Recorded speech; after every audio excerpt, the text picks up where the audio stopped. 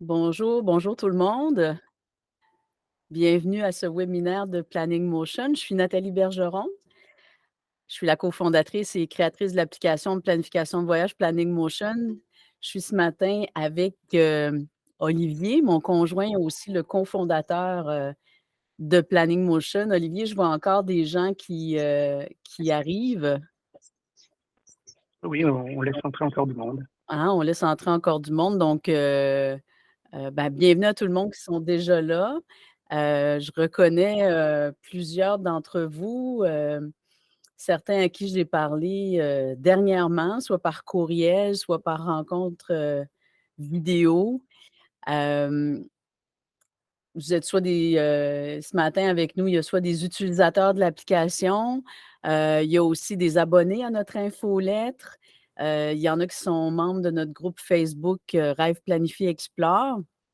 Alors, vous avez tous répondu, présents ce matin. Je suis très contente à notre invitation de ce webinaire, sur la préparation de voyage. On va voir ensemble pas seulement comment Planning Motion et ses outils, peuvent être utiles à la, préparation de voyage, mais aussi comment, avant de partir, on peut, transférer ces informations de Planning Motion vers d'autres applications de cartographie comme Maps.me puis Google Maps, afin d'avoir ces informations géolocalisées pendant qu'on est en voyage. Il y a Manon et Stéphane qui viennent de lever la main. Est-ce que vous avez déjà une question? Pouvez-vous ouvrir votre micro? Mais non, c'est une erreur. Ah, OK, On bienvenue s'excuse. quand même. Ça me fait plaisir. OK, ça va. Hem, donc, je pense que je suis capable de baisser la main. Je suis pas certaine. OK, ça va. Ah, la technique. Alors, pendant qu'il y a encore des gens qui arrivent, il y a 3 points importants avant de commencer que j'aimerais, vous dire. Hem, je vais partager mon écran pendant la présentation. Donc, si vous voulez que l'écran, où je présente la ligne Motion, hem, soit plus grand dans votre écran à vous, sur le dessus, quand vous glissez votre souris sur, où vous voyez mon visage là, il y a comme une petite punaise. Donc si vous cliquez sur la punaise, c'est cet écran-là qui va devenir plus grand, dans l'écran de Google Meet là, pour que vous puissiez voir, mon partage d'écran tout à l'heure plus grand. Si pendant la présentation, il vous venait des questions, hésitez pas à les écrire dans le chat.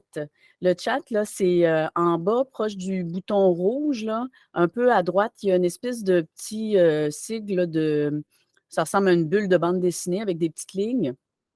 Alors, c'est possible de cliquer là-dessus pour écrire votre question, puis je pourrai y répondre à la fin.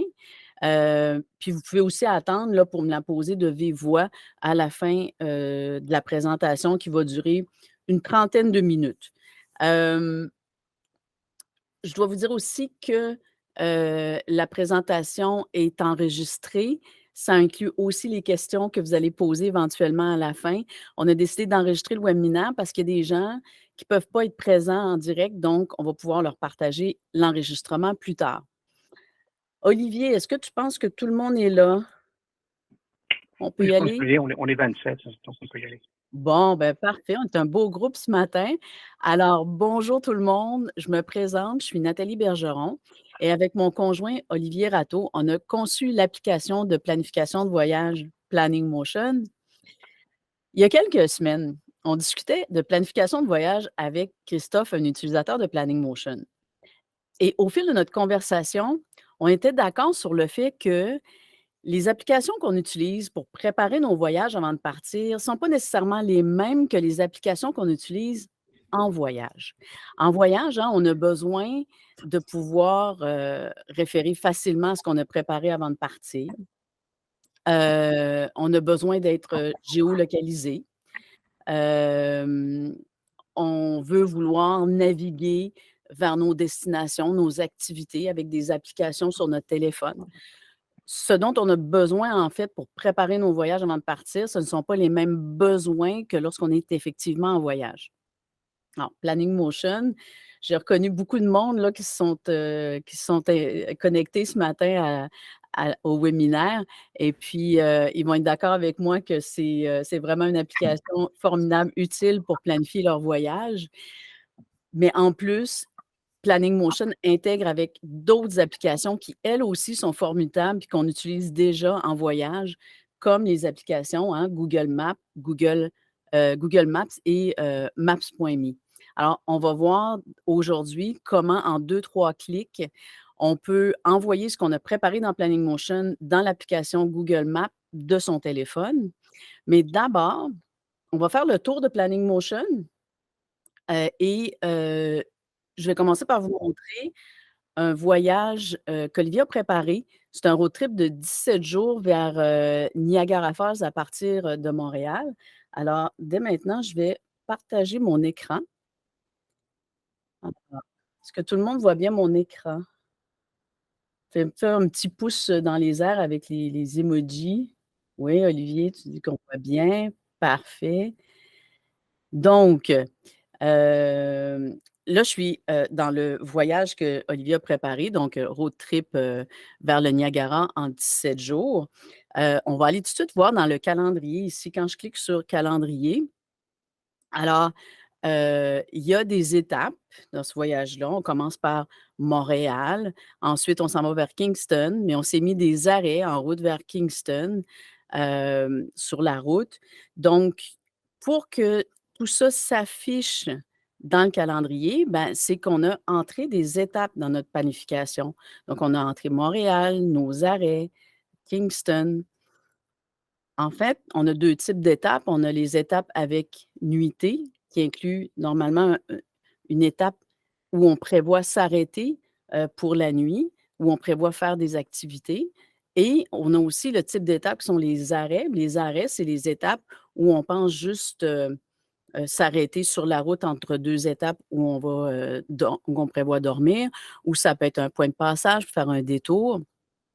Donc, hem par exemple, Montréal, c'est une étape avec nuitée. Alors dans Montréal, ben, j'ai, inscrit le nom de l'étape, mais aussi le lieu et les coordonnées GPS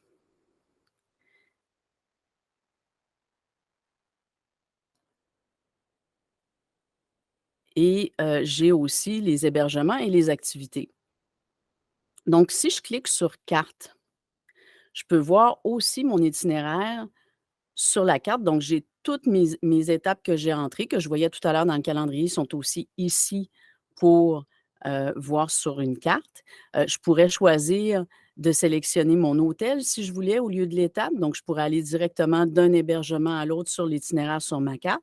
Donc je clique «Créer une carte», voir mon itinéraire. Là, ce que l'application est en train de faire, c'est qu'elle est en train de transférer toutes mes informations que j'ai rentrées dans Planning Motion en un clic dans Google Maps.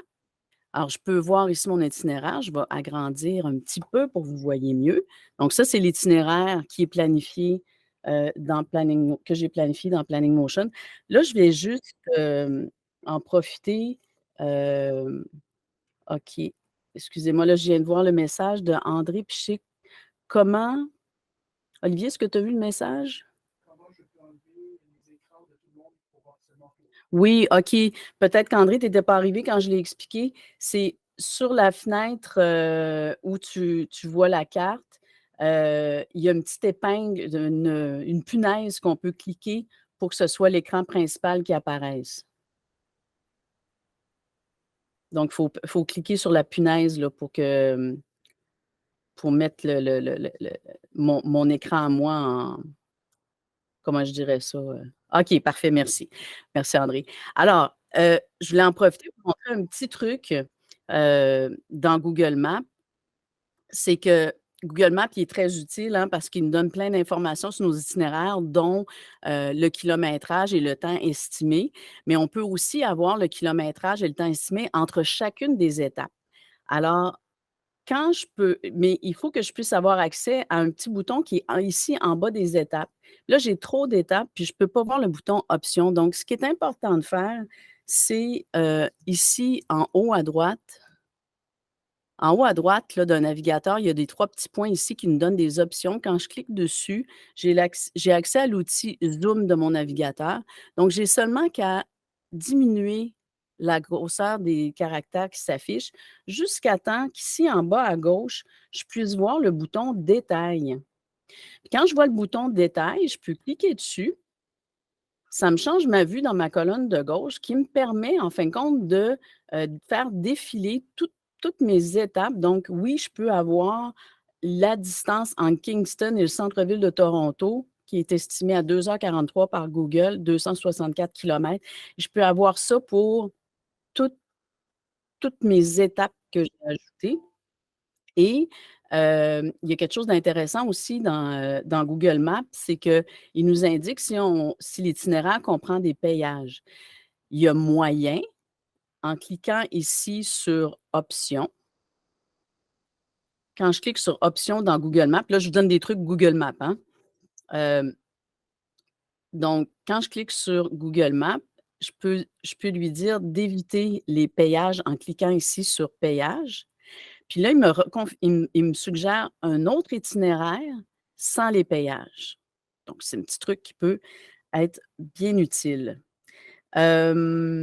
Donc, dans la colonne de gauche ici, ce sont toutes les étapes que j'ai entrées dans Planning Motion. Si je retourne dans Planning Motion, en fait, ce qui a été utilisé, si je retourne dans ma liste d'étapes, par exemple Montréal, ben, je l'ai montré un peu tout à l'heure, ben, ce qui est envoyé dans Google Maps, c'est le lieu de l'étape. J'ai aussi entré les coordonnées GPS, mais ça, c'est pour, je vous en ai parlé au début dans la présentation, c'est pour pouvoir transférer dans les applications comme Google Maps ou Maps.me. Même chose pour les hébergements. Ça peut être affiché sur la carte parce que j'ai écrit mon adresse ici. Puis maintenant, systématiquement, j'ai inscrit l'adresse, les coordonnées GPS aussi dans Planning Motion. Donc, on est ici, on voit l'hébergement que j'ai ajouté pour Montréal. On a vu tout à l'heure dans le calendrier qu'on ne voyait pas les hébergements et les activités dans le calendrier. La raison, elle est simple, c'est que je n'ai pas encore mis pour ce voyage-là de date pour mes hébergements, pour mes activités. Donc, s'il n'y a pas de date, ben, ça ne peut pas être affiché dans le calendrier, comme s'il n'y avait pas d'adresse ou de lieu, ben, ça ne peut pas être affiché sur un itinéraire, sur une carte. Donc, ça, c'est deux grands principes là, pour pouvoir avoir nos itinéraires sur une carte ou sur un calendrier. Je vais vous montrer un autre voyage où j'ai déjà entré toutes les dates pour les hébergements et les activités. En passant, c'est le voyage, la route des sommets. On partage ce voyage-là.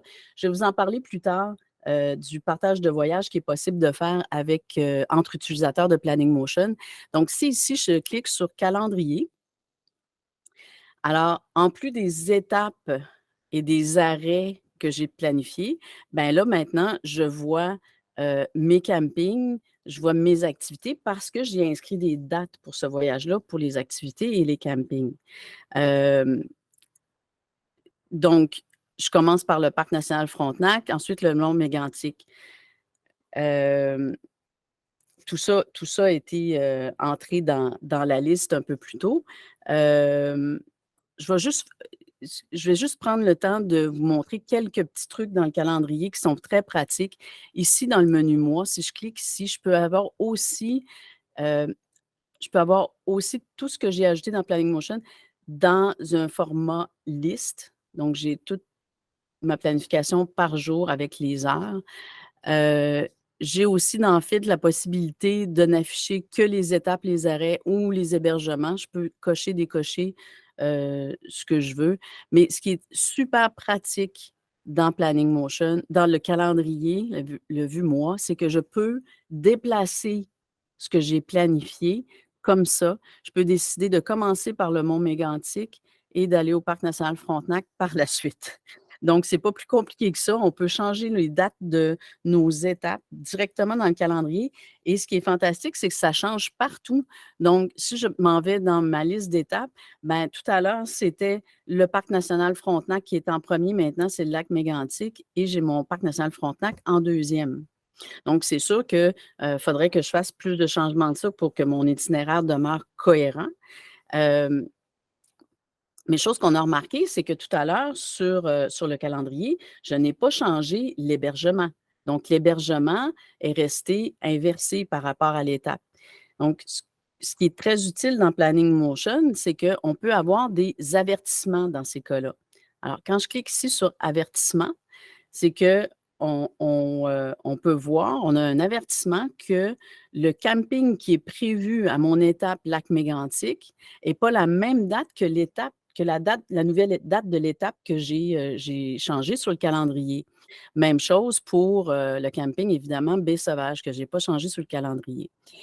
Donc, ce qui est un autre outil de planification de Planning Motion que je peux utiliser à ce moment-là, c'est que je peux, quand j'ai réservé comme ce terrain de camping-là, j'ai maintenu l'état de planification, j'ai marqué qu'il était réservé. Donc, là, je peux déjà me dire, ben, si j'ai changé les dates de mes étapes, ben, je peux le mettre à modifier. Comme ça, je sais où j'en suis rendue dans ma planification, puis qu'il faut que je change cette réservation-là. Pour l'autre hébergement, ben, lui, il était à réserver. Donc, je n'ai pas besoin de modifier ma réservation. J'ai juste à changer la date de cet hébergement-là pour qu'il concorde avec l'étape et l'avertissement va disparaître. Donc, pourquoi c'est utile, par exemple, que d'avoir changé l'état de planification à modifier? C'est parce qu'ici, dans le menu, j'ai la page de planification qui me permet de voir regrouper tout ce qui est en préparation, à réserver, réservé. Donc, si je clique sur « À modifier », ben, je retrouve ce que je viens de changer. Mon hébergement du lac Mégantic, camping Baie des Sables, est maintenant à modifier. J'ai encore des choses de réserver, mais si je n'ai pas changé mes hébergements, ben, je les laisse comme ça.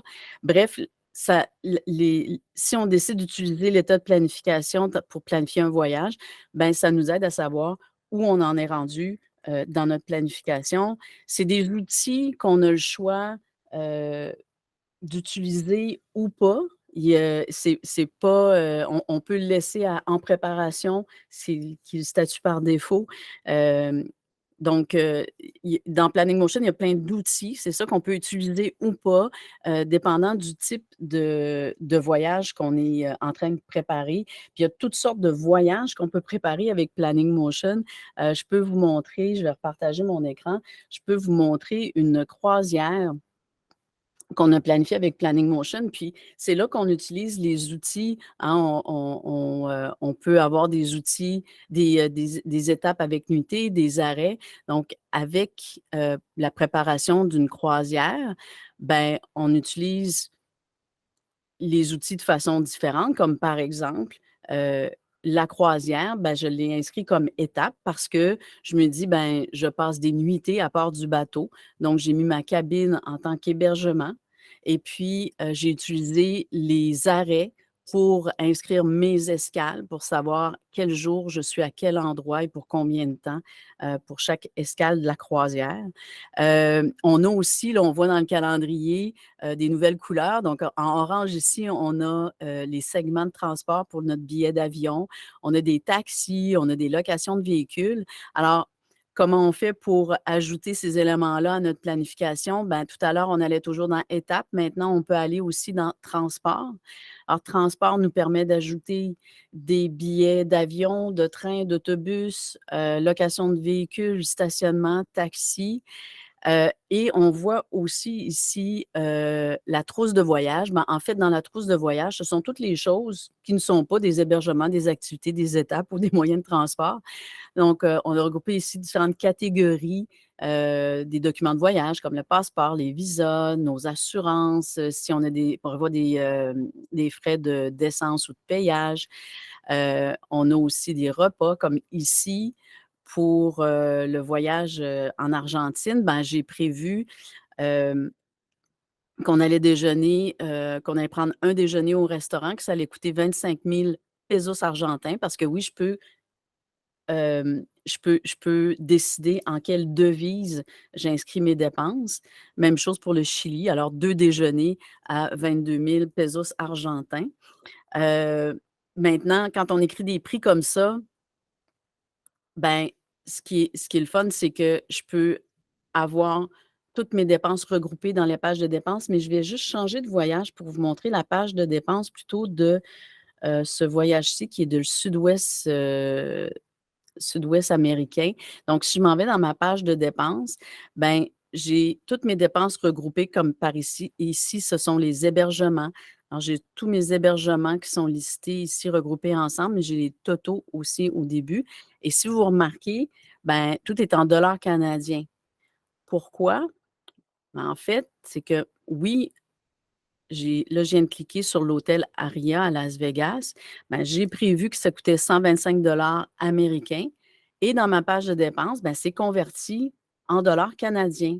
Pourquoi c'est en dollars canadiens? Parce qu'ici en haut, où j'ai le total de mes dépenses de voyage, ici en haut, j'ai sélectionné dollars canadiens.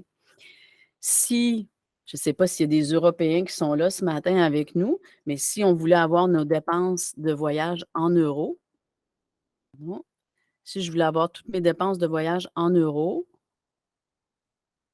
bon, OK. Mauvaise manipulation de ma part, ça arrive. Donc là, j'ai le même 125 américains qui est 114 euros. Et je peux revenir en dollars canadiens si je veux, en quelques clics. Voilà. Alors, j'ai toutes mes dépenses converties en dollars canadiens. Évidemment, là, on s'entend que cette conversion de devise-là se fait autour du jour d'aujourd'hui. Ce n'est pas une projection dans le temps. Qu'est-ce que ça va vraiment vous coûter en voyage? On n'a pas de boule de cristal, donc on ne peut pas savoir au moment du voyage.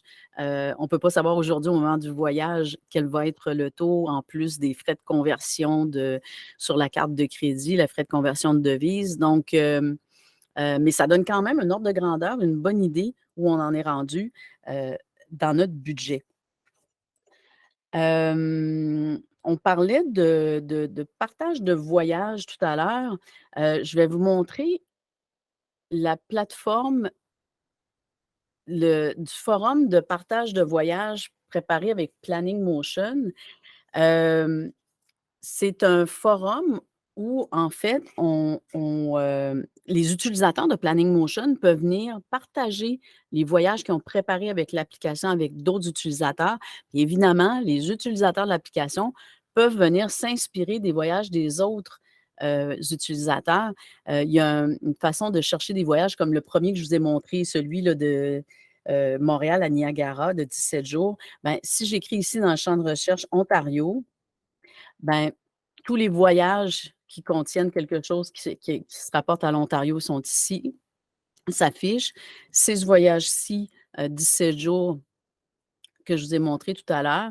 Quand je clique dessus, ben, c'est le partage du voyage et en cliquant ici sur le lien de partage, ben, ça s'en irait directement dans mon Planning Motion. Ça deviendrait mon voyage à moi. Il est plus lié avec le voyage de la personne qui l'a partagé. Ça devient mon voyage à moi et je peux le mettre à ma main. On a fait un tuto qui porte là-dessus. Je vais vous montrer notre chaîne YouTube. On a fait un tutoriel qui porte là-dessus sur le forum de partage de voyage. Donc, si vous voulez en savoir plus, vous pouvez aller voir le tutoriel. Comme vous voyez, on a fait des tutoriels sur beaucoup de sujets pour aider à apprivoiser l'application, pour se familiariser avec le fonctionnement de Planning Motion. Vous pouvez vous abonner à la chaîne. Mais ce qui est quasi unanime avec les utilisateurs de l'application, c'est que, parce que je fais, je le disais au début de la conférence, je fais des rencontres utilisateurs avec les utilisateurs de l'application. Et puis, ce qui est unanime, c'est qu'ils ils trouvent ça plus facile à apprendre Planning Motion qu'Excel, par exemple. Je vais vous montrer, c'est qu'en fait, hein, vous m'avez vu naviguer dans l'application. euh, Ici, en haut, on retrouve toutes les pages pour aller dans le calendrier, dans les cartes, les avertissements, les dépenses, la planification. Et ici, on a ces boutons-là. Puis en fait, tout ce que je viens de vous montrer dans les carrés rouges, bien, ça demeure, peu importe où on est dans l'application, ça demeure toujours là. Donc, que je sois dans le transport, il n'y a rien qui a bougé ici. Tout est là. Donc, c'est facile de se retrouver et de toujours avoir ces boutons-là pour se rendre soit pour ajouter des nouvelles choses dans notre planification, les modifier ou les voir sur le calendrier, tout simplement, ou sur une carte, par exemple. Hem, Quand on parle de partage de voyage, ben, il n'y a pas seulement que la possibilité de partager ses voyages entre utilisateurs de Planning Motion, on peut aussi vouloir partager son voyage avec ses compagnons de voyage. Il y a 2 façons de faire ça. Je vais vous repartager mon écran. Quand on veut, là, je suis revenue dans, la croisière au Chili. Ici, à droite, dans la colonne à gauche, dans la colonne de gauche, on a, le bouton «Gérer mes voyages». Quand je suis dans ma page de voyage, je peux, par exemple, sélectionner la croisière et tout en bas ici, j'ai, la possibilité d'inviter quelqu'un à suivre mon voyage. Donc ça peut être un utilisateur de Planning Motion, un nouvel utilisateur qui prend un abonnement gratuit excursion. J'inscris son adresse courriel ici et je l'invite. Quand j'invite quelqu'un à suivre mon voyage, ce qui arrive, c'est que cette personne-là va se connecter à son propre compte Planning Motion. Là, je ne me déconnecterai pas. On va faire comme si j'étais dans le compte d'un autre utilisateur de Planning Motion. Et en cliquant sur la petite cloche ici, il va recevoir une invitation à suivre un voyage et il n'y a qu'à accepter l'invitation pour que ce voyage-là s'affiche à nouveau ici dans la page des voyages. Quand je clique ici, j'ai ma section de mes voyages à moi, mais en bas complètement de cette page-là, là, j'ai beaucoup de voyages, moi. Ce sont les voyages suivis. Alors, j'ai été invitée à suivre par Olivier notre voyage au Maroc. La différence avec le voyage que je suis en train de préparer, c'est que la personne que j'ai invitée à suivre le voyage ne pourra pas modifier le voyage. Il a accès à voir les informations, mais il n'y a pas accès à modifier les informations. Donc, il a accès à toutes les informations du voyage sans pouvoir apporter aucune modification. Il y a une autre façon aussi de partager son voyage, c'est avec le cahier de voyage. Donc, je vais retourner dans le voyage sud-ouest pour vous montrer ça. Ici, j'ai dans le menu accès à cahier de voyage. Quand je clique sur cahier de voyage, ce que ça fait en ce moment, l'application est en train de créer un fichier PDF avec toutes les informations que j'ai rentrées dans ce voyage-là, dans la planification de ce voyage-là, dans Planning Motion. Alors, les premières pages, je vois comme une table des matières avec les principales informations de mon voyage, c'est-à-dire les étapes avec ses hébergements, ses activités, les arrêts que je fais entre 2 étapes. Et je peux défiler comme ça pour voir toutes mes informations. Ça, c'est en liste. Puis après, je vois, chacune des étapes avec ses hébergements. Alors, non seulement c'est utile pour partager avec des gens, nos compagnons de voyage ou des gens, comme nos parents ou nos enfants qu'on veut qu'ils sachent où on est à quel moment. On peut leur partager aussi ce PDF-là, mais on peut l'utiliser aussi pour nous en voyage parce qu'on peut le télécharger localement sur notre appareil mobile. Puis en plus, parce que là, on peut se dire: «Bon, ben, ça fait beaucoup de pages», puis défiler comme ça, ben, n dans toutes les applications où on peut ouvrir un PDF, il y a toujours un champ de recherche. Alors, quand j'ouvre le champ de recherche, par exemple, j'arrive pour ce voyage-là au Grand Canyon à l'hôtel El Tovar. J'écris dans mon champ ici El Tovar. Je commence à l'écrire. Eh bien, je peux voir directement les endroits où El Tovar se trouve dans le document. Ici, j'en ai 2. Je clique sur la petite flèche et je me rends directement à toutes mes informations que j'ai entrées. On reconnaît hein, le bleu des hébergements. Donc, je suis bien sur ma page du PDF de mon hébergement où je retrouverai, par exemple, si j'en avais écrit un numéro de réservation. En plus du, hein, je vais revenir, en plus du cahier de voyage, il y a une autre façon d'avoir ces informations de voyage qu'on a préparées dans Planning Motion sur son appareil mobile. C'est ça que je vous parlais dès le début, c'est que après qu'on ait entré nos informations dans l'application Planning Motion, on peut le transférer dans une application mobile comme Google Maps ou Maps.me. Alors, je vais vous montrer, on va retourner sur mon écran. Et tiens, pour cet exemple-là, on va prendre le voyage à Philadelphie. Alors, dans ce voyage-là à Philadelphie, dans l'étape Philadelphie, j'ai inscrit mon hébergement, les activités que je prévois faire à Philadelphie. Donc, pour les hébergements, comme j'ai montré tout à l'heure, j'ai écrit l'adresse pour pouvoir voir sur Google Maps, mais j'ai aussi écrit la coordonnée GPS. Et c'est ces coordonnées GPS-là qui vont être envoyées dans les applications comme Maps.me ou Google Maps. Là, on va faire l'exemple avec Google Maps, qui vont être envoyées dans Google Maps pour que ce soit géolocalisé sur votre appareil mobile. Donc, je m'en vais ici. Vous allez voir, c'est super simple. Je m'en vais ici dans Carte. L'option Google Maps fichier KML, créer un fichier KML. Donc, je peux télécharger, j'ai un petit avertissement ici qu'il y a des coordonnées GPS que je n'ai pas entrées dans mon voyage, qui sont manquantes ou erronées. Je vais vous montrer comment on peut gérer ça facilement tantôt. Donc, j'ai un avertissement, mais je peux télécharger le fichier sur mon ordinateur. Une fois que c'est fait, je m'en vais dans l'application Google My Map. Alors, l'application Google My Map, c'est sur google.com My Map. Ce n'est pas la même application sur un ordinateur que Google Maps. C'est google.com Map. Alors, quand on va sur Google et on cherche Google My Map, on va arriver sur cette page-ci. Je clique sur Commencer et tout simplement créer une carte. Je peux donner un nom à ma carte ou pas, mais je vais tout de suite l'écrire. On peut le faire plus tard aussi. Philadelphie, bien sûr trouver.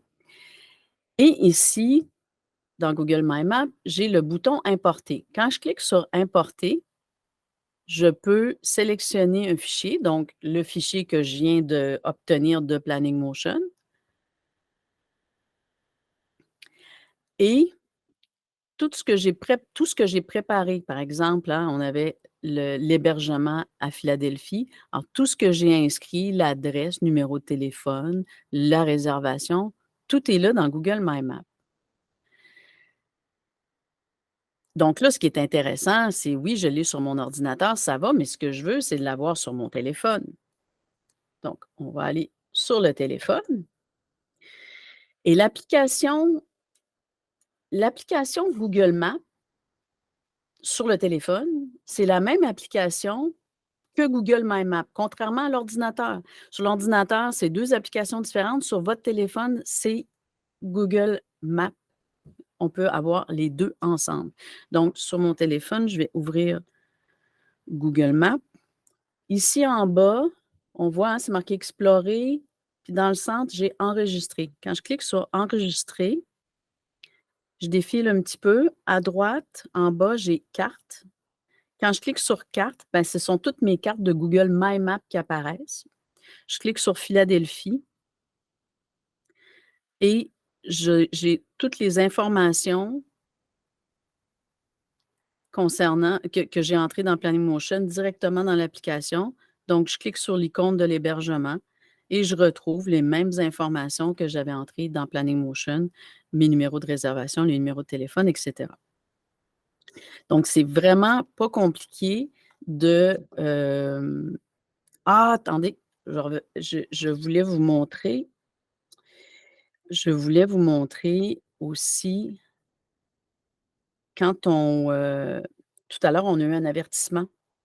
On avait un avertissement qu'il manquait une coordonnée GPS. Alors, quand ça arrive, on peut, dans Google Maps, aller ici, dans le triangle des Bermudes. On va retrouver toutes les activités, les hébergements, les endroits où, qui ont créé cet avertissement-là, qui manquait une coordonnée GPS.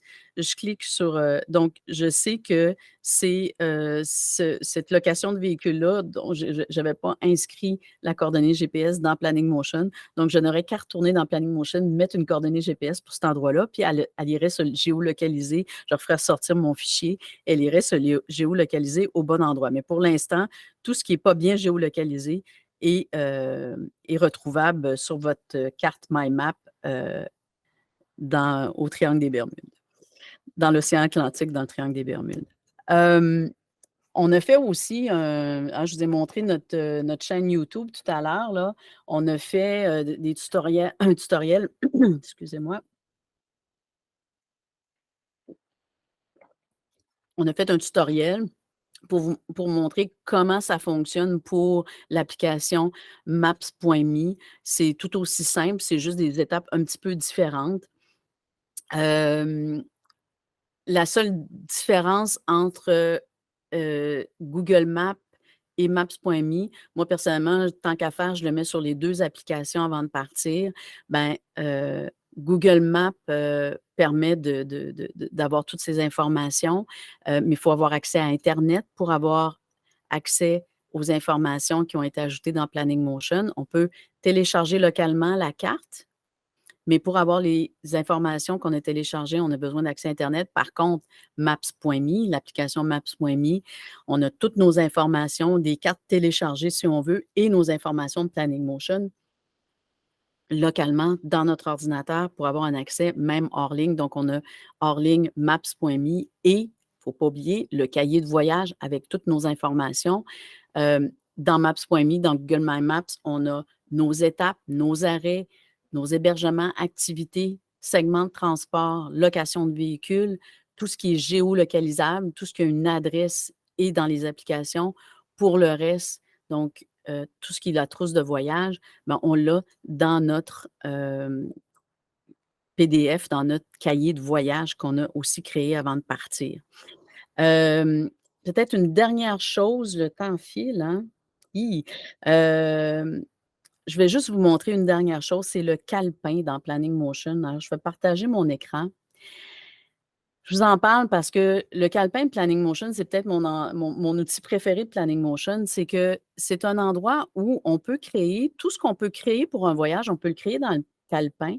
Alors, hem, si on n'a pas un voyage en préparation, par exemple, pour le Costa Rica. Alors, je vais tout de suite me lancer dans un exemple. Heu, j'ai inscrit dans le champ de recherche Costa Rica et Costa Rica. Et tout ce que j'ai noté au préalable dans mon calepin qui concernait le Costa Rica s'affiche. Pour le moment, j'ai une étape de préparer. Alors, si je voulais, je pouvais je suis en train de préparer un voyage au Costa Rica, je peux l'envoyer directement dans mon voyage. Là, c'est ma liste de tous mes voyages. Alors, si j'avais un voyage à préparer au Costa Rica, il s'afficherait et je pourrais envoyer toute cette étape-là que j'ai préparée avec les informations. Je me suis notée ici que c'est Paul qui m'a parlé de cet endroit-là. Je ne sais pas si vous êtes comme moi, mais des fois, on se souvient de la personne qui nous a parlé de quelque chose, mais on ne se rappelle pas de quoi il nous a parlé. Alors, moi, je prends le temps de vraiment documenter ce que j'inscris dans mon calepin pour être capable de le retrouver facilement parce que j'aurais pu inscrire dans mon champ de recherche Paul et tout ce ce dont Paul m'a parlé, incluant la Fortuna ici, ben, tout ce dont Paul m'a parlé s'affiche. Donc, écoutez, je ne veux pas aller plus loin. Ça fait déjà une quarantaine de minutes qu'on est ensemble. Je n'irai pas plus loin dans l'explication du calepin. Je voulais juste montrer que ça existait. On a fait aussi un tutoriel qui porte sur le calepin. Si vous êtes curieux, si vous voulez en savoir plus, vous pouvez aller sur notre chaîne YouTube. Donc, hein, on a vu que Planning Motion, c'est vraiment une application utile pour planifier ses voyages avec plein d'outils qu'on peut utiliser ou pas, ou de différentes façons selon le voyage qu'on est en train de préparer. Ça offre beaucoup de flexibilité. Je voudrais regarder s'il y a des gens qui ont déjà écrit des questions. Il n'y a pas de questions sur le chat? Oui? OK. Donc, OK, je vais revenir en arrière. OK, André, je t'ai déjà répondu pour épingler. OK. 9h21?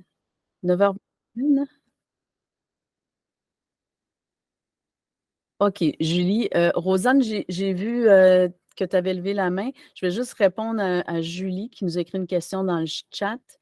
Je suis avec Julie écrit bonjour. Je suis avec un Mac et lorsque je mets le nom de l'étape directement dans Planning Motion, ce n'est pas reconnu d'emblée par Google Maps et l'étape n'apparaît. Dois-je faire une recherche sur Google Maps? Bon, en fait, c'est OK, je vais repartager mon écran. Je vais répondre à ta question, Julie. On va aller dans le sud-ouest des États-Unis. Donc, ici, Las Vegas, j'ai inscrit le nom de l'étape et ce qui est envoyé dans Google Maps, c'est vraiment le lieu de l'étape. Donc, c'est ce qu'on a écrit ici. Là, j'ai écrit Las Vegas, Nevada, États-Unis. Il y a plusieurs Las Vegas dans le monde. Il y a un Las Vegas, si je ne me trompe pas, au Nouveau-Mexique. Donc, il faut aider Google Maps à reconnaître l'endroit où on veut aller. Il faut l'aider à... Ouh, c'est pas beau, ça? Voilà. Il faut aider Google Maps à comprendre.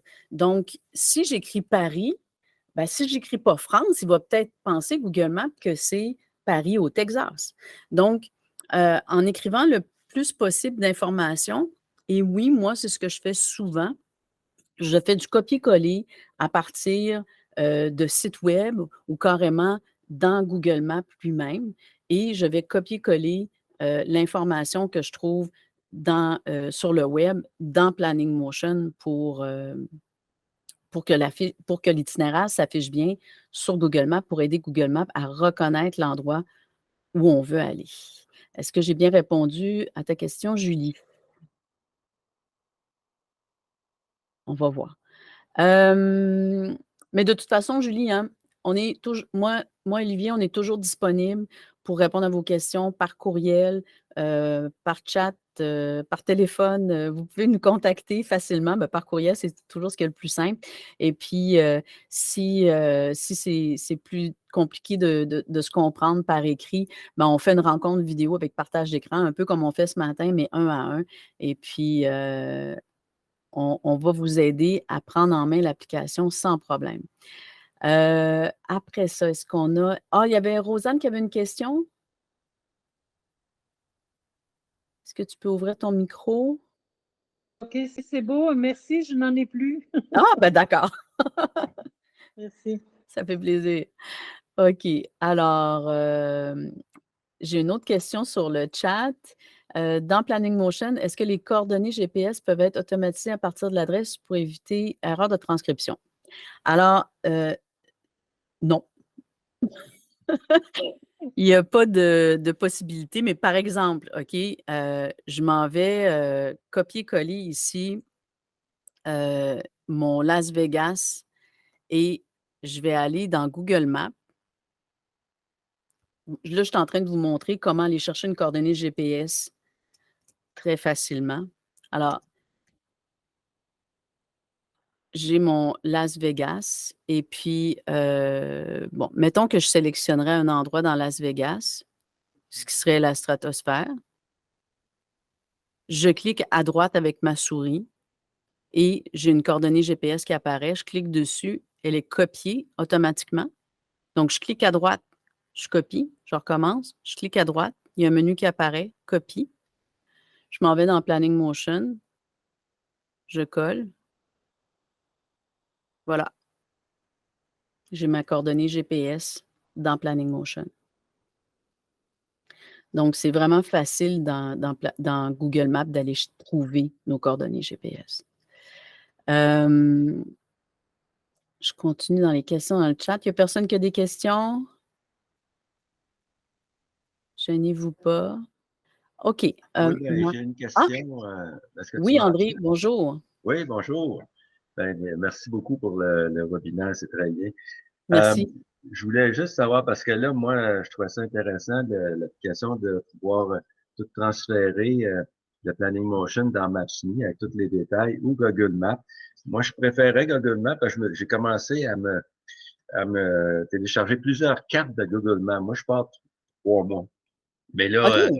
c'est des petites cartes parce qu'on peut pas travailler des grosses affaires. Puis, j'aime mieux Google Maps parce qu'on dirait que c'est plus précis que Maps.me. On dirait que c'est pas à jour Maps.me pour les GPS, admettons, là. Mais ma question, en fait, là, Maps.me, ça c'est préférable selon ce que tu as expliqué pour si on veut voir notre planning motion avec tous les détails utilisant les données GPS, là, c'est plus pratique que Google Maps. Bon. J'ai bien compris? Oui, mais non. C'est qu'en fin de compte, moi, je pense que chaque outil a son utilité. Dans Google Maps, là, on parle de notre téléphone. Dans Google Maps et dans Maps.me, une même coordonnée GPS va être au même endroit sur la carte. Ça, c'est certain. Maintenant que quand on télécharge les cartes de Maps.me et de Google Maps, qu'il y ait plus ou moins d'informations dans une ou l'autre, une information qui provient de l'application elle-même et non pas de nos informations de Planning Motion, là je parle de les applications elles-mêmes, ben peut-être que oui, à ton goût, tu préfères Google Maps que Maps.me. OK? Mais un n'empêche pas l'autre. On peut avoir les deux applications sur notre téléphone. Ils peuvent avoir des utilités comme personnellement, Maps.me, je l'aime beaucoup pour les destinations urbaines. Dans les villes, c'est très pratique, mais j'aime aussi Google Maps dans les villes pour les moyens de transport qui maintenant, si on prend le métro dans une ville, on sait même si le métro est achalandé ou pas. Je veux dire, c'est des outils là, super performants, là, super utiles en voyage.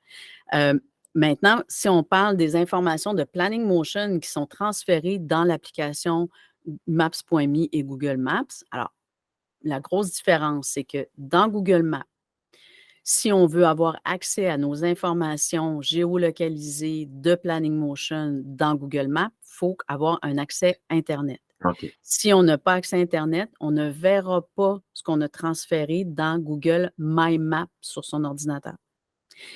Dans Maps.me, peu importe si on a accès à Internet ou pas, là, on va voir nos informations. Donc, les deux peuvent être complémentaires. On a accès à Internet, on préfère Google Maps, on va avoir accès à nos affaires. Si momentanément en voyage, on n'a pas le réseau cellulaire de disponible, bien, on va dans Maps.me et on a accès quand même à nos informations de Planning Motion sans Internet. Puis, on s'assure aussi d'avoir notre cahier de voyage, le PDF, qui est téléchargé localement sur notre appareil. Hein, on le sauvegarde localement sur notre appareil, soit avec des Dropbox ou iCloud ou Google Drive ou carrément localement là, dans Fichier. Si je monte sur mon téléphone, là, je vais sortir de Google Maps. Hein, cette icône-là que j'ai en bas, là, le petit fichier, là, hein, on télécharge localement sur notre téléphone, puis on a accès à ces fichiers-là, le PDF, localement sur notre ordinateur. Je ne sais pas si j'ai été claire. Olivier, est-ce que tu auras un complément d'information, toi, par rapport à ce que j'ai donné pour répondre à André?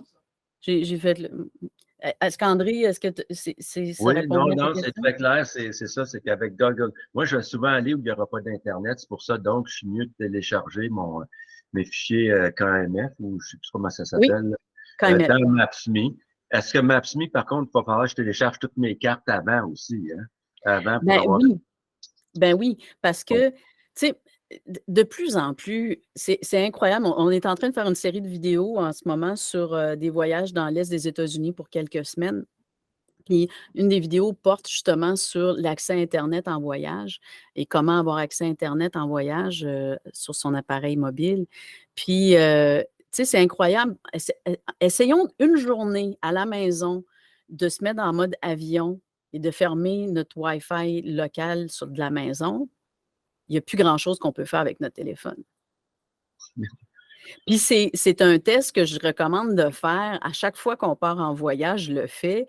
Je ferme mon téléphone, je ferme internet, je me mets en mode avion pour pas qu'il y ait sur le réseau. Puis je regarde qu'est-ce que je suis capable d'avoir dans mon téléphone, à quoi j'ai accès.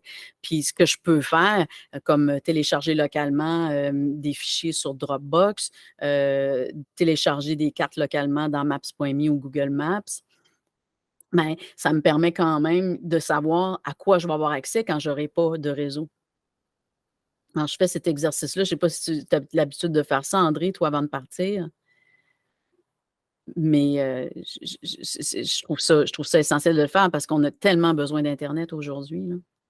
Oui, je l'ai fait une couple de fois, là, me mettre en mode avion, vérifier comment ça va fonctionner. Moi, c'est une bonne idée. Hein? C'est Ouais, vraiment utile de comment le ça faire. fonctionne. Ouais. J'ai hâte, on devrait sortir la série de vidéos bientôt. Là, elle va être sur notre chaîne YouTube. Je n'ai pas de vous abonner à notre chaîne hein, parce que vous allez avoir des notifications quand on va sortir les nouvelles vidéos parce qu'on fait des vidéos vraiment tutoriels pour expliquer certaines fonctionnalités de l'application, mais on fait aussi des vidéos pour expliquer, mettons, des particularités d'utilisation de Google Maps, un peu comme je vous ai expliqué au début, hein, pour aller chercher le petit détail, pour enlever pour éviter les payages. Donc, on fait beaucoup de vidéos qui aident à la planification de voyage, en fait, plus que Planning Motion directement, mais dans la planification de voyage et des outils utiles pour planifier ses voyages. Est-ce qu'il y a autre chose, André? Non, ça va? Ok, j'entends pas. André? Ah, André, il a l'air gelé. Son écran. OK. J'ai une question dans le chat, justement, il va sûrement venir, André. J'ai une question dans le chat de Martin. Je n'arrive pas à trouver comment mettre réservé ou non pour mes étapes avec nuitée. OK. Je vais repartager mon écran. M'excuse, juste vous dire qu'on a trouvé entre-temps. OK. Merci. Ben, pour le bénéfice des autres, au cas où, partout où il y a état de planification, ici, on peut cliquer et par défaut, l'état de planification est toujours en préparation et c'est après quand on décide d'utiliser cet outil-là, là, on peut maintenir à jour tous les différents statuts selon ce qu'on est en train de planifier et puis, ben, comme je l'ai montré, hein, si je mets, Zion en préparation, ben, je m'en vais dans planification ici, puis il va se retrouver en préparation. Voilà. Daniel, est-ce que Maps.me est seulement sur mobile ou il y a un site web pour ordinateur de bureau? Bon, pour ce qui est des applications, là, je sais qu'à une certaine époque, ça fait longtemps que je suis allée, il était possible de naviguer sur le web dans Maps.me, mais il me semble, non, Olivier, tu me le confirmes, hein, c'est fini, ils l'ont retiré. On n'a plus accès à Maps.me sur un ordinateur. Il n'y a pas si longtemps de ça, même sur Google Maps, on pouvait avoir accès à nos cartes My Maps, comme celle de Planning Motion, qu'on exporte dans Planning Motion. On pouvait avoir accès hors ligne. Maintenant, ils l'ont retiré. On n'a plus accès hors ligne, comme je l'expliquais. Donc, comme je vous ai montré où aller chercher le carte, ben, ça se peut que l'application Google Maps, dans 2 mois, décide de changer où il met ce petit carte-là pour avoir accès à ses cartes dans My Maps. Donc, les applications y évoluent. En ce moment, non. My Maps n'est plus disponible sur notre ordinateur. Moi, je trouve ça dommage, mais bon. Et puis, il est seulement disponible sur mobile. Par contre, il est sur iPad dans l'application. Donc, il y a une on peut avoir l'application sur iPad. Puis, ça, c'est quand même pas pire. Ça donne, c'est plus grand. Hein? On peut mieux voir. J'espère que j'ai bien répondu à ta question, Daniel. Parfait, merci. Donc, André, on s'est parlé, donc pour voir notre planning hors ligne avec... OK, bon. André, en fin de compte, me reposait la question que me posait de vive voix tantôt. Bel échange. Raymond, quelle est l'icône de Planning Motion sur Apple Store? Bon, Raymond, il n'y a pas d'application Planning Motion sur l'Apple Store. Planning Motion, c'est une application web qui est accessible sur la page de connexion. Alors, je vais repartager mon écran. Je vais partager mon écran. Donc, là, on est sur le site de Planning Motion. En passant, Olivier a concocté plein de voyages au Québec et en Ontario. Donc, vous pouvez aller voir ça. Il y a aussi ces fameux guides sur les utilisateurs Planning Motion qui utilisent Planning Motion depuis longtemps. J'en ai vu quelques-uns se connecter tout à l'heure. Vous connaissez les guides de voyage d'Olivier, donc celui de la Côte-Nord, de la Gaspésie qu'il a fait dans les dernières années. Bien, cette année, il a ajouté celui du lac Saint-Jean. Donc, vous pouvez aller voir ça, la route des sommets qu'on a vu aussi pendant la présentation. Bref, je reviens à la question de Raymond concernant Planning Motion et l'application mobile. Donc, quand on veut se connecter à Planning Motion, on se connecte à partir du web sur... je suis en anglais parce que mon ordinateur est en anglais, mais on peut se mettre en français facilement. Donc, on se connecte, hein, comme n'importe quelle application web sur l'ordinateur. On peut se connecter aussi sur le iPad de la même façon à partir du navigateur web de son iPad. Quand on veut aller sur téléphone mobile, on peut aussi le faire avec le navigateur web de son appareil mobile. Donc, si on va sur le téléphone, moi ici, j'ai mon Safari. J'ouvre Safari, puis je peux aller, excusez-moi, je n'étais pas au bon endroit. Je peux aller sur mon Safari et me connecter théoriquement à Planning Motion, mais moi, je ne le recommande pas parce que la navigation sur le téléphone, l'application n'est pas pensée pour ça, puis c'est pas vraiment... On peut se dépanner quand on connaît bien l'application puis aller sur le téléphone, mais sinon, comme on l'a vu dans la présentation, les informations qu'on entre dans Planning Motion, on les transfère dans d'autres applications mobiles disponibles sur son téléphone, des applications qui nous permettent d'être géolocalisés, avoir toutes nos informations dans Maps.me, dans Google Maps ou d'autres applications avec lesquelles les fichiers KML sont compatibles que vous utilisez peut-être déjà. Donc, c'est ça, c'est que Planning Motion est une application web. Est-ce que j'ai bien répondu à votre question, Raymond? Merci.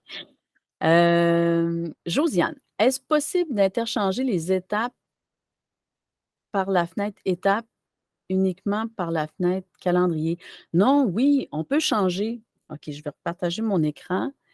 On peut, je retourne dans Planning Motion. Tout à l'heure, j'ai montré qu'on pouvait changer nos étapes ici sur le calendrier, hein, en inversant les étapes Parc national Frontenac. Comme ça, là, j'ai réinversé mes étapes. En passant, hein, tous les avertissements sont disparus. 0 avertissement. Parce que j'ai interchangé. Donc, si on veut changer les étapes, on va dire hors calendrier, bien, je retourne ici dans ma liste d'étapes, l'endroit où je peux ajouter mes étapes. Je m'en vais dans Parc national Frontenac, information de l'étape, et je peux changer ici les dates parce qu'initialement, quand j'ai créé cette étape-là, j'ai ajouté ces dates-là, bien, je peux aussi les changer ici. Donc, je pourrais dire bien, que je veux plutôt arriver le 9. Je reste 2 jours. Le 11, c'est écrit automatiquement. Je sauvegarde. Je peux sauvegarder ou pas, mais moi, je préfère toujours sauvegarder. Et puis là, je m'en vais dans le calendrier. Et puis, mon étape, bon, j'aurais dû choisir le 8, là, j'ai choisi le 9, mais mon étape est rendue le 9. Donc, je peux le changer Donc, on aussi à peut pas l'extérieur la du calendrier. Pardon? Pardon, mais donc on peut pas la faire glisser manuellement avec la souris, juste les interchanger. Faut aller vraiment par la date sur la fenêtre étape. Ah, OK. Là, Josiane, je pense que j'ai mal compris ta question. Drag and drop, Oui, on peut drag and drop. mais pas sur la page. Ah, pas dans la page liste? Non, non, non, non, non. juste sur le calendrier. OK. Olivier vient de m'expliquer ta question, Josiane. Lui, il t'avait compris. Donc, non, c'est ça. C'est que dans le calendrier, on peut déplacer nos choses comme ça facilement. Je peux inverser aussi. Tout ce qui est dans le calendrier est inversable, donc je peux aussi inverser mes hébergements. Dans la liste d'étapes, ben là, on a accès à un calendrier, mais ça peut être la même chose. Mettons, ce serait pour l'hébergement. J'ai accès à un petit calendrier pop-up comme ça ici, puis je sélectionne. Puis, moi, un petit truc que j'aime beaucoup faire, là, quand par exemple, là, je voulais changer tout à l'heure la date du camping, bien ici, quand j'ai sélectionné la date du camping, toutes mes informations concernant mon camping, c'est ouvert dans la colonne de gauche ici. Hein. Puis je peux ouvrir les sections une à une, je pourrais changer l'état de planification, je peux changer la date, les informations qui sont ici. Tout ce que j'ai rentré initialement sont modifiables après. Et puis, ce qui est le fun, c'est qu'ici, j'ai toutes les informations de mon étape. Donc, si j'ai changé la date de mon étape, je peux vérifier. Comme là, je n'ai pas les mêmes dates. Fait que là, je peux dire, OK, ben là, il faut que je modifie ma réservation. Je vois les dates de mon étape. C'est du 6 au 9. Je sais que c'est mon étape qui est bonne. Donc, je peux aller changer ici puis remettre les bonnes dates pour mon hébergement. Donc, dans cette fenêtre-là, je peux facilement là, avoir toutes les informations dont j'ai besoin pour modifier mes informations d'hébergement. Puis en plus, je peux naviguer ça, c'est pas tout.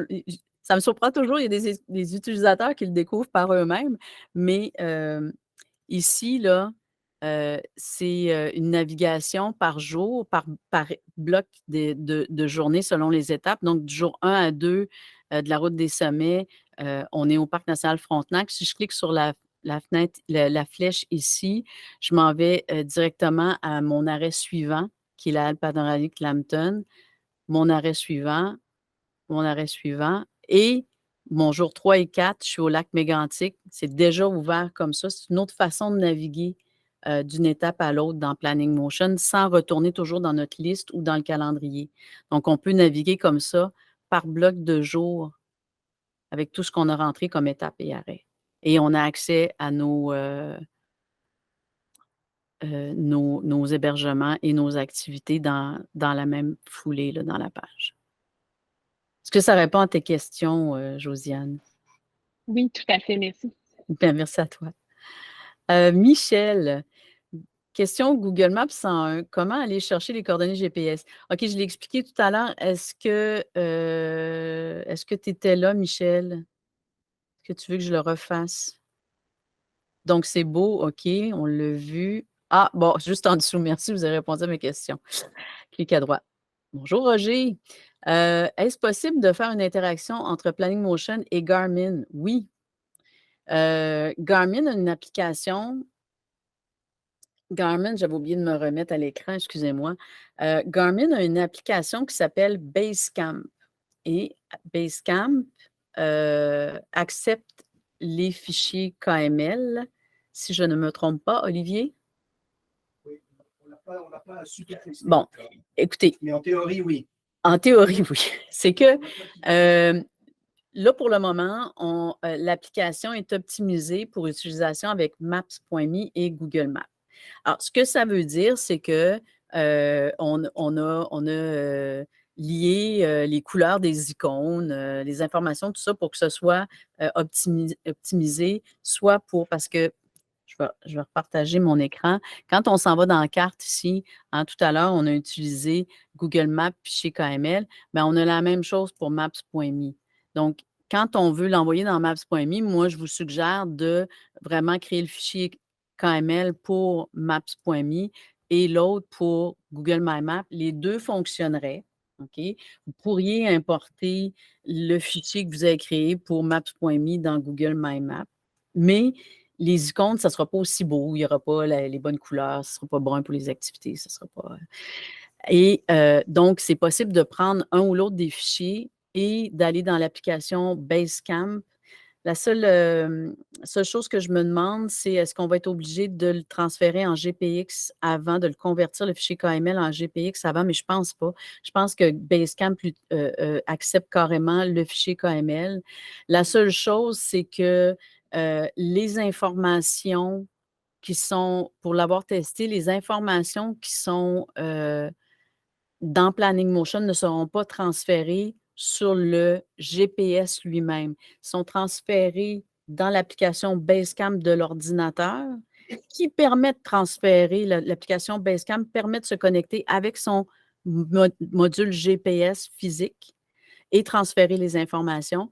Les seules informations qui vont être transférées, ce sont les coordonnées GPS, c'est-à-dire, mettons, l'étape et sa coordonnée GPS, l'arrêt et sa coordonnée GPS, l'hébergement et sa coordonnée GPS, mais pas les informations qu'on a entrées dans Planning Motion.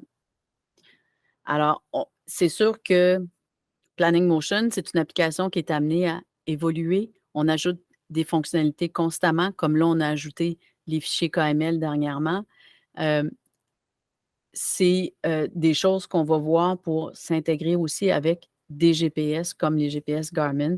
Mais pour le moment, oui, possible de faire des tests, en tout cas avec Roger, avec le GPS Garmin, en passant par l'application Basecamp de Garmin. J'ai bien répondu à ta question, Roger? Tu étais encore là? Il était peut-être parti. OK. De toute façon, Roger ici qui est capable de me contacter directement s'il y a besoin. On a fait une belle rencontre utilisateur ensemble l'autre jour. Josiane, pour une activité en cours de trajet, est-ce que tu veux poser la question de vive voix ou je la lis? Oui, je peux. OK. En fait, j'ai commencé la semaine dernière à jouer un petit peu. Je suis dans un trajet pour un long road trip. Bon, puis je partais de Montréal. Ma première nuit était à Edmonton. J'avais un arrêt à Gare-du-Loup. Au départ, je l'avais mis en activité, comme sur la route. C'était juste un petit pique-nique. Mais est-ce que c'est préférable que je fasse une étape sans hébergement, tu sais, dans la façon dont vous l'avez conçu pour que tout ça se génère aussi par la suite dans la carte comme telle? Ou si Oui, c'est bien, c'est ça. exactement la même chose, un ou l'autre? Bien, il y a une différence quand même entre activité puis arrêt. Et puis, ben, je vais partager mon écran, là, puis je vais compléter ma réponse. C'est que des arrêts, ça permet de voir quand je crée un arrêt, si je m'en vais dans une carte. Je suis en train d'expliquer la différence entre les arrêts et les activités. Donc, quand je m'en vais pour voir mon trajet sur mon itinéraire, excusez-moi, je perds mes mots, mon itinéraire sur Google Maps, hein, je m'en vais dans Carte, je clique sur Carte Google Maps et là, je peux sélectionner les étapes, les arrêts que je veux ou les hébergements, mais pas les activités. Les activités, on peut les retrouver dans les fichiers KML ou encore dans les cartes Roam to Rio. Donc, Roam to Rio, là, j'ai accès à vraiment tout ce qui a une adresse dans Planning Motion est là.